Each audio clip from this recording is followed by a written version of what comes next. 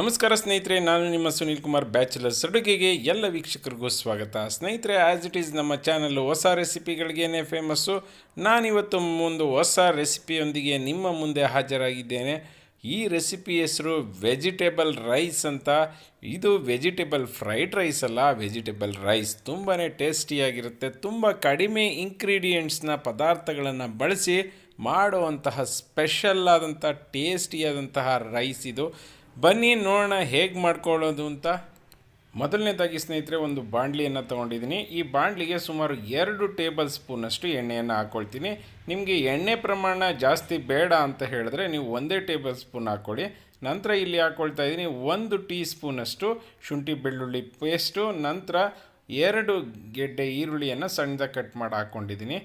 ಇದನ್ನು ಫ್ರೈ ಮಾಡ್ಕೊಳ್ಳೋಣ. ಸ್ವಲ್ಪ ಇದು ಫ್ರೈ ಆದ ತಕ್ಷಣವೇ ಇದಕ್ಕೆ ಸುಮಾರು 5 ಹಸಿರು ಮೆಣಸಿನ್ಕಾಯಿಗಳನ್ನು ಕಟ್ ಮಾಡಿ ಹಾಕ್ಕೊಳ್ತಾ ಇದ್ದೀನಿ. ನಿಮಗೆ ಖಾರ ಜಾಸ್ತಿ ಬೇಕು ಅಂದರೆ ಜಾಸ್ತಿ ಹಾಕ್ಕೊಳ್ಳಿ, ಬೇಕಂದರೆ ನೀವು ಕ್ಯಾಪ್ಸಿಕಮ್ ಕೂಡ ಕಟ್ ಮಾಡಿ ಹಾಕ್ಕೊಳ್ಬಹುದು. ನಂತರ ಇಲ್ಲಿ ನಾನು ಕ್ಯಾರೆಟನ್ನು ಸುಮಾರು 3 ಕ್ಯಾರೆಟನ್ನು ಸಣ್ಣದಾಗಿ ಕಟ್ ಮಾಡಿಕೊಂಡಿದ್ದೀನಿ. ನಂತರ 1/4 kg ಬೀನ್ಸನ್ನು ಕಟ್ ಮಾಡಿ ಸಣ್ಣದಾಗಿ ಕಟ್ ಮಾಡಬೇಕು, ನೆನಪಲ್ಲಿರಲಿ. ನಂತರ ಎಲೆಕೋಸನ್ನು ಅಷ್ಟೇ 1/4 kg ಎಲೆಕೋಸನ್ನು ಸಣ್ಣದಾಗಿ ಉತ್ತರಿಸಿ ಹಾಕ್ಕೊಳ್ತಾ ಇದ್ದೀನಿ. ಇವೆಲ್ಲವನ್ನು ಕೂಡ ಕ್ಲೀನಾಗಿ ಫ್ರೈ ಮಾಡ್ಕೊಳ್ಳೋಣ. ಇದರಲ್ಲಿರುವಂಥ ಹಸಿಯ ಅಂಶ ಸಂಪೂರ್ಣವಾಗಿ ಹೋಗಬೇಕು ಅಂತ ಏನಿಲ್ಲ, ಸುಮಾರು ಅರ್ಧದಷ್ಟು ಹಸಿಯ ಅಂಶ ಹೋದರೆ ತುಂಬಾ ಟೇಸ್ಟಿಯಾಗಿರುತ್ತೆ. ಇದನ್ನು ನೀವು ತುಂಬ ದಿವಸಗಳ ಕಾಲ ಎತ್ತಿಟ್ಕೊಂಡು ತಿಂತೀನಿ ಅಂದರೆ ಸಂಪೂರ್ಣವಾಗಿ ಇದರ ಹಸಿ ಅಂಶ ಹೋಗಲಿ. ನಂತರ ರುಚಿಗೆ ತಕ್ಕಷ್ಟು ಉಪ್ಪನ್ನು ಹಾಕ್ಕೊಳ್ಳಿ. ಸ್ವಲ್ಪ ಉಪ್ಪು ಕಡಿಮೆನೇ ಇರಲಿ. ಆನಂತರ ಬೇಕಾದರೂ ನೀವು ಉಪ್ಪನ್ನು ಹಾಕ್ಕೋಬಹುದು. ಉಪ್ಪನ್ನು ಹಾಕೋದ್ರಿಂದ ಇದರಲ್ಲಿರುವಂಥ ನೀರಿನ ಅಂಶ ಎಲ್ಲ ಬಿಟ್ಕೊಳ್ಳುತ್ತೆ. ಸೊ ಇದೆಲ್ಲ ಫ್ರೈ ಆಗಲಿ. ಆಗ್ತಾ ಇದ್ದಂಗೆ ನಾನು ಇಲ್ಲಿ ವಿನಿಗರನ್ನು ತೊಗೊಂಡಿದ್ದೀನಿ. ವಿನಿಗರ್ನ 1 ಟೀ ಸ್ಪೂನಷ್ಟು ಹಾಕ್ಕೊಳ್ತಾ ಇದ್ದೀನಿ.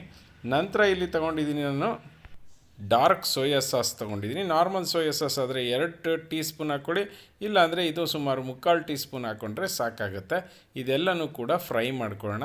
ಇವೆಲ್ಲವೂ ಕೂಡ ಒಂದಕ್ಕೊಂದು ಮಿಕ್ಸ್ ಆಗಲಿ. ನೆನಪಲ್ಲಿರಲಿ, ಇದನ್ನೆಲ್ಲ ಮಾಡಬೇಕಾದ್ರೆ ಹೈ ಫ್ಲೇಮಲ್ಲೇ ಮಾಡ್ಕೋಬೇಕು.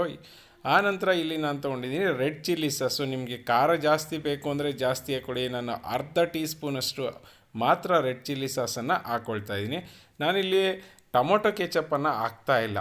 ನಿಮಗೆ ಬೇಕಂದರೆ ಒಂದೇ ಸಾರಿ ಟೊಮೊಟೊ ಕೆಚಪ್ಪನ್ನು ಹಾಕಿ ಆನಂತರ ಇದನ್ನು ಫ್ರೈ ಮಾಡ್ಕೋಬೋದು. ಆದರೆ ನಾನು ಹೀಗೇ ಎತ್ತಿಟ್ಕೊಳ್ತಾ ಇದ್ದೀನಿ. ನಿಮ್ಗೆ ಎಷ್ಟು ಬೇಕೋ ಅಷ್ಟನ್ನು ಇವಾಗ ರೈಸ್ಗೆ ಎಷ್ಟು ಬೇಕು ಅಷ್ಟನ್ನು ಇಟ್ಕೊಂಡು ಮಿಕ್ಕದನ್ನು ಸಪ್ರೇಟಾಗಿ ಎತ್ತಿಟ್ಕೊಬೋದು. ನಂತರ ಬೇಕಾದರೆ ನೀವು ಹಾಕ್ಕೋಬೋದು. ನಂತರ ಇಲ್ಲಿ ನಾನು ಅನ್ನವನ್ನು ಮಾಡಿಕೊಂಡು ಇದಕ್ಕೆ ಹಾಕಿ ಕ್ಲೀನಾಗಿ ಅನ್ನವನ್ನು ಇದೇ ಉರಿಯಲ್ಲೇ ಸ್ವಲ್ಪ ಮಿಕ್ಸ್ ಆಗೋವರೆಗೂ ಕೂಡ ಫ್ರೈ ಮಾಡ್ಕೊಳ್ತೀನಿ. ಅದೆಂತಹ ಟೇಸ್ಟನ್ನು ಹೊಂದಿರುತ್ತೆ ಅಂದರೆ ಸ್ನೇಹಿತರೆ, ಮತ್ತೆ ತಿನ್ನಬೇಕು ಅನಿಸ್ತಾ ಇರುತ್ತೆ. ಈ ಟೈಮಲ್ಲಿ ಬೇಕಂದರೆ ನೀವು ಟೊಮೊಟೊ ಸಾಸನ್ನು ಇದಕ್ಕೆ ಹಾಕೋಬಹುದು. ನಾನು ಹಾಕ್ಕೊಂಡಿಲ್ಲ. ನಾನು ಇದನ್ನೆಲ್ಲನೂ ಮಾಡಿ ಆದ ನಂತರ ಟೊಮೊಟೊ ಕೆಚಪ್ಪನ್ನು ಹಾಕ್ಕೊಂಡು ಆನಂತರ ಮಿಕ್ಸ್ ಮಾಡ್ಕೊಂಡು ತಿನ್ನೋದಕ್ಕೆ ಇಷ್ಟಪಡ್ತೀನಿ. ಸೊ ಹಾಗಾಗಿ ಆ ರೀತಿಯಲ್ಲಿ ಮಾಡ್ಕೊಂಡಿದ್ದೀನಿ. ಸ್ನೇಹಿತರೆ, ತುಂಬ ಈಸಿಯಾದಂತಹ ಹಾಗೆ ಯಾವುದೇ ಜಾಸ್ತಿ ಇಂಗ್ರೀಡಿಯೆಂಟ್ಸ್ ಇಲ್ಲದೆ ಇರೋಂತಹ ಮನೆಯಲ್ಲೇ ಕೈಗೆ ಸಿಗುವಂತಹ ಪದಾರ್ಥಗಳ ಮೂಲಕ ಬ್ಯಾಚುಲರ್ಸ್ಗೆ ಅತ್ಯುತ್ತಮವಾದಂತಹ ಒಂದು ಸ್ಪೆಷಲ್ ನಾಷ್ಟ ಅಂತಲೇ ಹೇಳ್ಬೋದು. ನಿಮಗೆಲ್ಲ ನಿಜವಾಗ್ಲೂ ಮನೆಯಲ್ಲಿ ಮಾಡಿದ್ರೆ ತುಂಬಾ ಇಷ್ಟ ಆಗುತ್ತೆ. ಸೊ ಇವತ್ತು ನಾನು ಮಾಡಿದಂಥ ವಿಡಿಯೋ ನಿಮಗೆಲ್ಲ ಇಷ್ಟ ಆಯಿತು ಅಂದ್ಕೊಳ್ತೀನಿ. ಇಷ್ಟ ಆಗಿದರೆ ಲೈಕ್ ಬಟನ್ನ ಹಿಟ್ ಮಾಡಿ, ನಮ್ಮ ಚಾನಲ್ಗೆ ಸಬ್ಸ್ಕ್ರೈಬ್ ಆಗೋದನ್ನು ಮರಿಬೇಡಿ ಸ್ನೇಹಿತರೆ. ಇನ್ನು ನಮ್ಮ ಲಾಸ್ಟ್ ರೆಸಿಪಿಗೆ ಸಂಬಂಧಪಟ್ಟಾಗೆ ಮೊದಲನೇ ಕಾಮೆಂಟನ್ನು ಅಭಿಲಾಷ LK ಅವರು ಕೊಟ್ಟಿದ್ದಾರೆ. ಹಾಗೆ ಮೊದಲನೇ ಉತ್ತರವನ್ನು ಸ್ವಾತಿ ಮಂಜು ಅವರು ಕೊಟ್ಟಿದ್ದಾರೆ. ಯಾರೆಲ್ಲ ನಮ್ಮ ವಿಡಿಯೋಗಳನ್ನು ನೋಡಿದ್ದೀರಾ, ಲೈಕ್ ಬಟನ್ ಹಿಟ್ ಮಾಡಿದ್ದೀರಾ, ನಮ್ಮ ಚಾನಲ್ಗೆ ಸಬ್ಸ್ಕ್ರೈಬ್ ಆಗಿದ್ದೀರಾ, ಅವರೆಲ್ಲರಿಗೂ ಕೂಡ ನಮಸ್ಕಾರಗಳು.